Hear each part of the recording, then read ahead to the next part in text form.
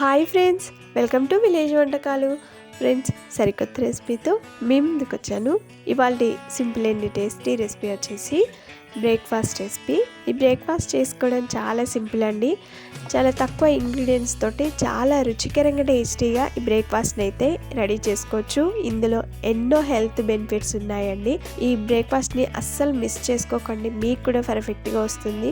ఇక లేట్ చేయకుండా ప్రాసెస్లోకి వెళ్దాము. ముందుగా ఈ బ్రేక్ఫాస్ట్ రెడీ చేసుకోవడానికి కావలసిన మెయిన్ ఇంగ్రీడియంట్స్ని నేను ఇలా ప్లేట్లోకి తీసుకున్నాను. మెయిన్ ఇంగ్రీడియంట్ వచ్చేసి బీరపొట్టు అండి. దీనిలోకి కప్పున్నర వరకు రైస్ నానబెట్టి పెట్టుకున్నాను.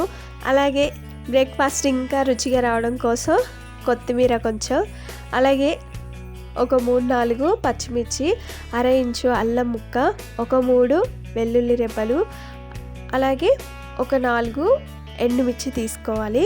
ఇవేనండి మెయిన్ ఇంగ్రీడియంట్స్. వచ్చేసి 1.5 కప్పు వరకు రేషన్ బియ్యాన్ని నేను నైట్ నానబెట్టి పెట్టుకున్నాను. నెక్స్ట్ డే మూత తీసి చూద్దాము. చూడండి ఫ్రెండ్స్, రైస్ అయితే చక్కగా నానిపోయాయి, చాలా సాఫ్ట్గా రెడీ అయిపోయాయి. ఇలా నానబెట్టుకున్న ఈ రైస్లో నుండి వాటర్ని వంపాలి. తర్వాత ఒక మిక్సీ జార్ తీసుకొని అందులో బీరపొట్టుని వేసుకోవాలి. బీరపొట్టుని ఫస్ట్ శుభ్రంగా ఒక 2-3 సార్లు బాగా కడిగిన తర్వాత ఇందులో వేసుకోండి. బీరపొట్టు మొత్తాన్ని కూడా వేసిన తర్వాత కొత్తిమీరని వేసుకోవాలి. కారానికి సరిపడా కొన్ని పచ్చిమిర్చి, కొన్ని ఎండుమిర్చి వేసుకోవాలి. అలాగే అల్లం ముక్కని పొట్టు తీసి ఇందులో వేసుకోండి. అలాగే వెల్లుల్లి రెబ్బలు కూడా పొట్టు తీసి వేసుకోవాలి. ఇవి వేసిన తర్వాత కొన్ని వాటర్ని పోసి అలాగే ఇందులోనే రుచికి సరిపడా ఉప్పు వేసుకోవాలి. అలాగే 1/2 టీ స్పూన్ వరకు జీలకర్ర వేసుకోవాలి. అలాగే ఒక 1/2 టీ స్పూన్ వరకు ఇంగువ వేసుకోవాలి. బ్రేక్ఫాస్ట్ మరింత టేస్టీగా రావాలనుకునేవారు ఇంగువని మాత్రం అస్సలు స్కిప్ చేయకండి. ఇంగువ వేసుకుంటే ఆ ఫ్లేవర్తో బ్రేక్ఫాస్ట్ మరింత రుచిగా ఉంటుంది. ఇలా మిక్సీ పట్టుకున్న ఈ బీరపొట్టు మిశ్రమాన్ని అంతా కూడా ఒక మిక్సింగ్ బౌల్లోకి తీసుకోవాలి. తర్వాత అదే మిక్సీ జార్లో నానబెట్టి పెట్టుకున్న రైస్ వేసుకోవాలి.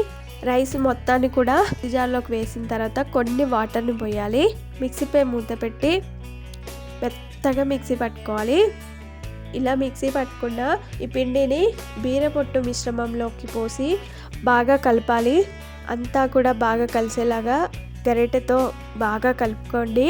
ఇలా బాగా కలుపుకున్న తర్వాత చూడండి ఫ్రెండ్స్, మనకి పిండి కన్సిస్టెన్సీ ఈ విధంగా ఉండాలి.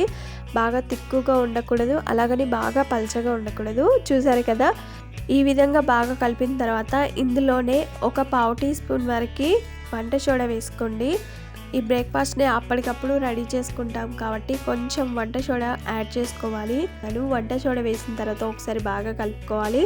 తర్వాత స్టవ్ వెలిగించుకొని దోశ ప్యాన్ పెట్టుకొని ఈ దోశ ప్యాన్ని బాగా వేడి చేసుకోవాలి. బాగా వేడైన తర్వాత 1 చుక్క లేదా 2 చుక్కల వరకు ఆయిల్ పోసి టిష్యూ పేపర్తో బాగా స్ప్రెడ్ చేసుకున్న తర్వాత ఇప్పుడు ఈ పిండిని మరలా ఒకసారి బాగా కలుపుకొని ఒక గరిటె పిండిని ఇలా ప్యాన్ పై పోసిన తర్వాత ఇలా పల్చగా స్ప్రెడ్ చేసుకోండి. బాగా పల్చగా అయినా వేసుకోవచ్చు, లేదు అంటే ఇలా కొంచెం మందంగా అయినా వేసుకోవచ్చు. ఈ విధంగా అట్టులాగా వేసుకున్న తర్వాత అది కొంచెం ఫ్రై అయిన తర్వాత చుట్టూ ఆయిల్ పోయాలి. ఇప్పుడు ఈ అట్టుని బాగా ఫ్రై చేసుకోవాలి. ఒక సైడు ఇలా ఫ్రై అయిన తర్వాత మెల్లగా రెండో వైపు తిప్పేసుకోండి. మన అట్టు పోసిన తర్వాత స్టవ్ని మీడియం ఫ్లేమ్లో పెట్టుకొని ఫ్రై చేసుకోవాలి. అది ఒక సైడు ఫ్రై అయిన తర్వాత రెండో వైపు తిప్పేసుకొని స్టవ్ని హై ఫ్లేమ్లో పెట్టుకొని ఈ అట్టుని కాల్చుకోవాలి. 2 వైపులో కూడా మంచి కలర్ వచ్చేంత వరకు ఫ్రై చేసుకున్న తర్వాత ఒక ప్లేట్లోకి తీసుకుందాం. తర్వాత ఇంకొకటి వేస్ట్ చూపిస్తానండి.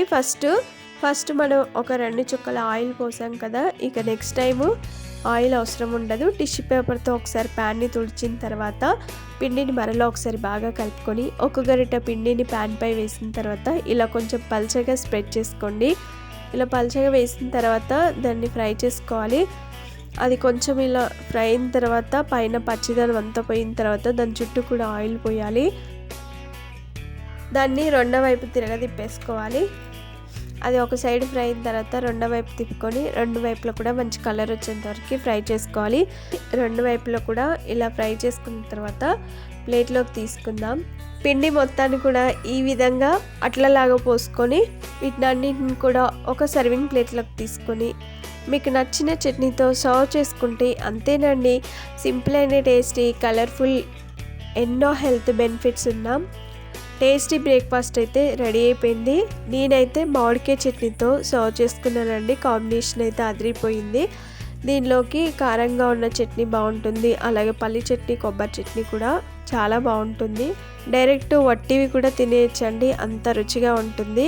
ఫైబర్ ఎక్కువగా ఉంటుంది కాబట్టి ఈసారి బీరపొట్టుని అస్సలు వేస్ట్ చేయకుండా బ్రేక్ఫాస్ట్ కమ్స్ డిన్నర్లోకి ఇలా చేసుకోండి ఫ్రెండ్స్. ఇవి చాలా సాఫ్ట్గా ఉంటాయి. చిన్నపిల్లలు కానీ పెద్దల వరకు ఎవరైనా కూడా ఈజీగా తినేస్తారండి. చాలా టేస్టీగా ఉంటుంది. నేనైతే మామిడికాయ చట్నీతో సర్వ్ చేసుకున్నాను. చాలా సాఫ్ట్గా ఉన్నాయి. ఈ simple and tasty breakfast recipe మీకు నచ్చిందా ఫ్రెండ్స్? లేట్ చేయకుండా ఒక లైక్ చేయండి. ఫ్రెండ్స్ కానీ రిలేటివ్స్ కానీ షేర్ చేయండి. మీరు తప్పక ట్రై చేసి మీకు ఎలా వచ్చింది, టేస్ట్ ఎలా ఉందనేది కామెంట్ చేయండి. Thanks for watching. Bye bye.